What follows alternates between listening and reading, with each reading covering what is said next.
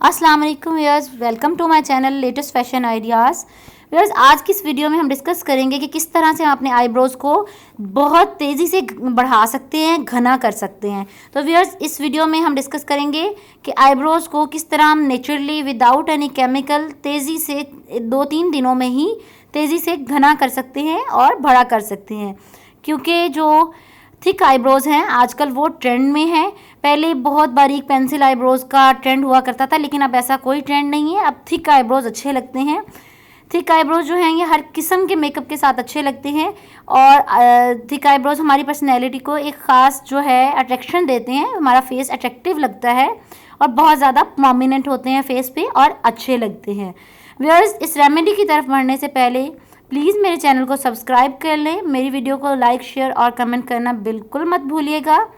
तो व्यूअर्स, आज की जो रेमेडी है वो बिल्कुल बनाने में आसान है। सिंपल सी घर पे यूज़ होने वाली ही चीज़ें हैं जिनसे हम बनाएंगे। अब बढ़ते हैं इस होम रेमेडी को बनाने के तरीके की तरफ। तो सबसे पहली चीज़ जो हम इसमें यूज़ करेंगे वो है कैस्टर ऑयल। कैस्टर ऑयल बालों के लिए बहुत ही ज़्यादा हेल्दी है। इसमें पाए जाने वाले प्रोटीन्स, फैटी एसिड्स और एंटीऑक्सीडेंट्स और विटामिन्स जो हैं ये हमारे हेयर फॉलिकल्स को नरिश करने में बहुत ज़्यादा अहम किरदार अदा करते हैं और हमारे हेयर्स को चंद ही दिनों में नेचुरली ग्रो करवाते हैं। ये बहुत ओल्ड है जो कि यूज़ हो रहा है हेयर रेमेडीज़ के लिए, बालों से रिलेटेड, चाहे सर की हों, आईब्रोज़ की या आईलैशेस की। तो जो हमारा कैस्टर ऑयल है ये बहुत ही ज़्यादा मुफीद है। सेकंड चीज़ हम यूज़ करेंगे सुरमा।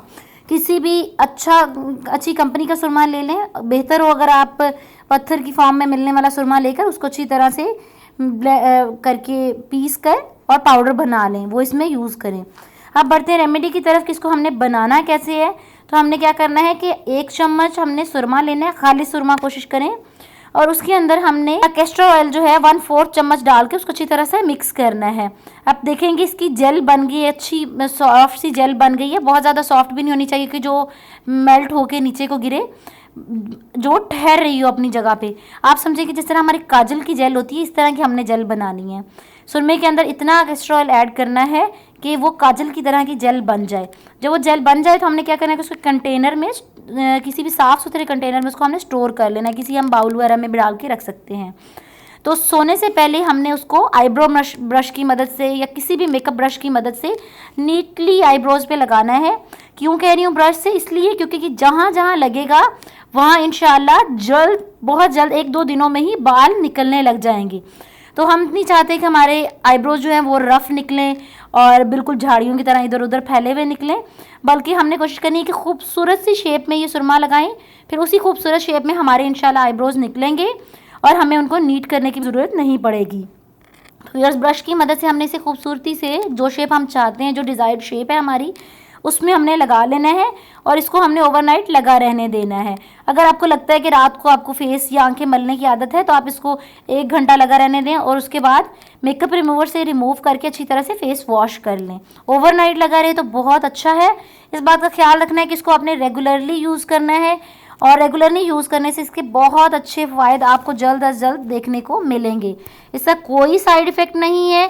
इवन ये अगर सर के किसी हिस्से में बाल नहीं निकल रहे तो वहाँ भी आप ये लगा सकते हैं।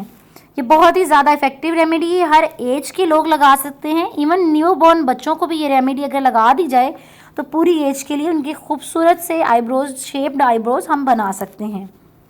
Thanks for watching.